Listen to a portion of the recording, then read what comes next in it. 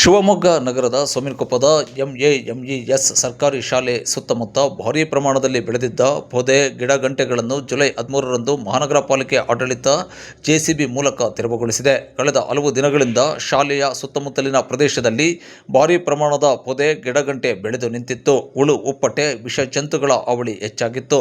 ಇತ್ತೀಚೆಗೆ ವಿಷಕಾರಿ ಹಾವೊಂದು ಶಾಲೆಯ ಬಳಿ ಕಾಣಿಸಿಕೊಂಡಿತ್ತು.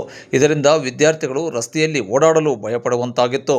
ಈ ಹಿನ್ನೆಲೆಯಲ್ಲಿ ಶಾಲೆ ಸುತ್ತಮುತ್ತಲಿನ ಅವ್ಯವಸ್ಥೆ ಸರಿಪಡಿಸಿಕೊಡುವಂತೆ ಮಹಾನಗರ ಪಾಲಿಕೆ ಆರೋಗ್ಯ ಪರಿಸರ ವಿಭಾಗದ ಸಹಾಯಕ ಕಾರ್ಯಪಾಲಕ ಅಭಿಯಂತರ ಪ್ರಭಾಕರ್ ಅವರಿಗೆ ಪೋಷಕರು ಮನವಿ ಮಾಡಿದ್ದರು.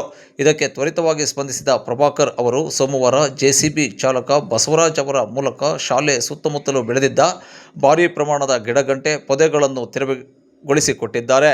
ಪಾಲಿಕೆ ಆಡಳಿತದ ತ್ವರಿತ ಸ್ಪಂದನೆಗೆ ವಿದ್ಯಾರ್ಥಿಗಳು, ಶಿಕ್ಷಕರು ಹಾಗೂ ಪೋಷಕರು ಮೆಚ್ಚುಗೆ ವ್ಯಕ್ತಪಡಿಸಿದ್ದಾರೆ. ಪಾಲಿಕೆ ಜೆಸಿಬಿ ಚಾಲಕ ಬಸವರಾಜ್ ಅವರಿಗೆ ಹಸ್ತ ಲಾಘವ ಮಾಡುವ ಮೂಲಕ ವಿದ್ಯಾರ್ಥಿಗಳು ಧನ್ಯವಾದ ಅರ್ಪಿಸಿದ್ದಾರೆ.